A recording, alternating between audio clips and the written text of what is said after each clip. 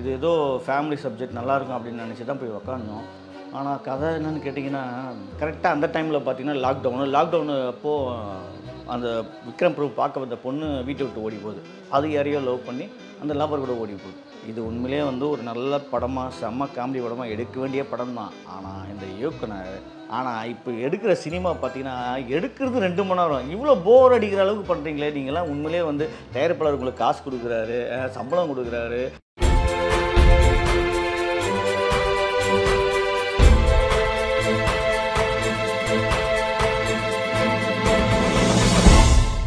Love marriage Vikram Prabhu நடிப்பில் வெளியே வந்திருக்க அந்த படத்தை பற்றி தான் பார்க்க போகிறோம். உண்மையிலே வந்து விக்ரம் பிரபுக்கு நம்ம எப்படி சொல்கிறதுன்னா, அதர்வாவுக்கு ஒரு ராசி இருக்குது.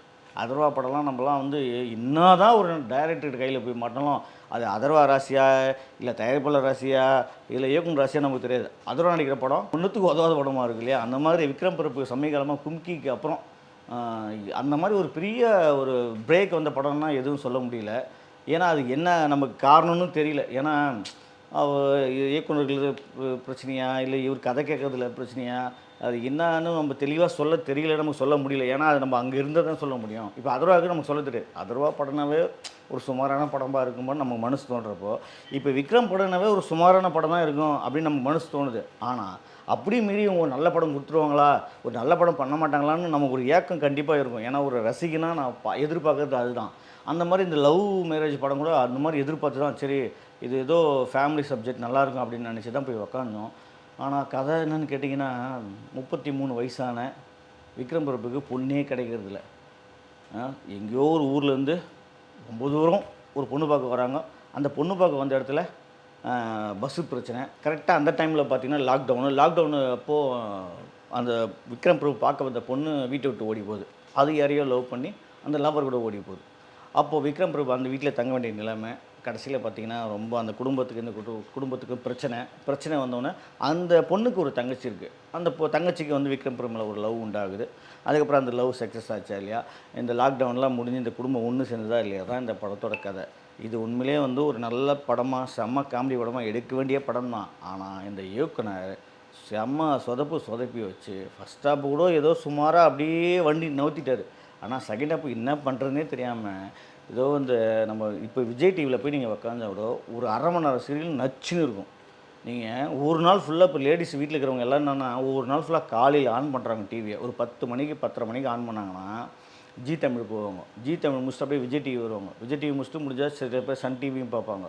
ஆனால் சில பேர்லாம் வந்து பார்த்திங்கன்னா விஜய் டிவியை தாண்டவே மாட்டாங்க. ஏன்னா அதில் அவ்வளோ அழகான சீரியல்லாம் வரும். அதே மாதிரி ஜி தமிழ்லாம் சில பேருக்கு ஜி தமிழ் பிடிக்கும், ஜி தமிழை மறைய மாட்டாங்க. இப்போ காலையிலேருந்து நைட்டு 10:30 மணி வரையும் நீங்கள் சீரியலே பார்த்துருப்பாங்க, அவங்களுக்கு போர் அடிக்கலை. நீங்கள் யோசித்து பாருங்கள். ஆனால் இப்போ எடுக்கிற சினிமா பார்த்தீங்கன்னா, எடுக்கிறது 2 மணி நேரம். இவ்வளோ போர் அடிக்கிற அளவுக்கு பண்ணுறீங்களே நீங்கள்லாம். உண்மையிலே வந்து தயாரிப்பாளர் உங்களுக்கு காசு கொடுக்குறாரு, சம்பளம் கொடுக்குறாரு, அவ்வளோ கேமரா ஒர்க்கு டெக்னீஷியன் அவர் கொடுக்குறாங்க. வெறும் 20 நிமிஷம் 1/2 மணி நேரம் ஒரு சீரியல். அது வந்து ஃபுல்லாக ஒரு நாள் ஃபுல்லாக பார்க்குறாங்க. அது எவ்வளோ இன்ட்ரெஸ்ட்டாக தாய்மார்கள் பார்க்குறாங்க. அந்த மாதிரி கொஞ்சமாவது நீங்கள் ஒரு இன்ட்ரெஸ்ட் பண்ண வேணாவா? செகண்ட் ஹாப்பில் எண்ணிமேலே போகிறாரு, வராரு, பேசுகிறாரு, திருப்பி அங்கே போனால் அங்கே ஒரு சண்டை, திருப்பியும் மாமா மச்சன் சண்டை, திருப்பி குடிக்கிற சண்டை.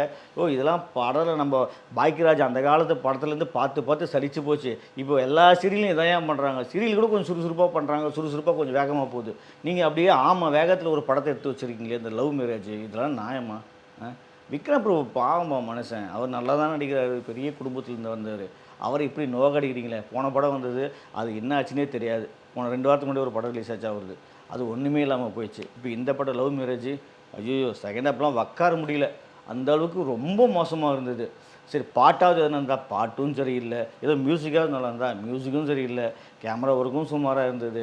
அவ்வளோ ஆர்டிஸ்ட் போட்டு வச்சுருக்கீங்களே, எவ்வளோ ஆர்டிஸ்ட் அந்த படத்தில்.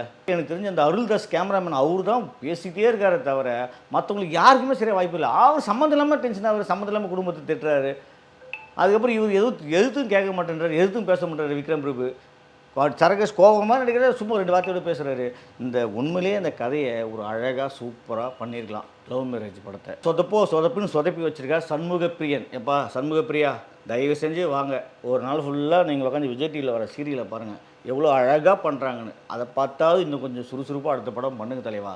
பாவம் விக்ரம் பிரபு, பாவம் ஆடியன்ஸு. சண்முகப்பிரியன் இது நியாயமா? அதுக்கப்புறம் மற்ற ஆர்டிஸ்ட் எல்லாருமே வேஸ்ட்டு தான் அந்த படத்தில்.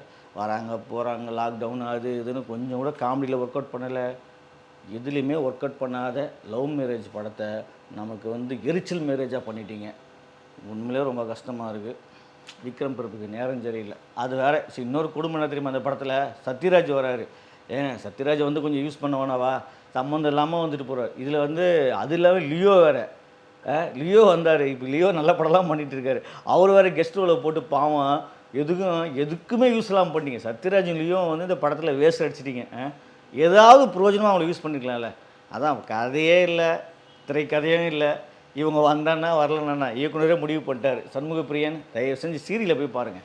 இந்த வீடியோ உங்களுக்கு பிடிச்சிருந்தா லைக் பண்ணுங்கள், கமெண்ட் பண்ணுங்கள், ஷேர் பண்ணுங்கள், சப்ஸ்கிரைப் பண்ணுங்கள்.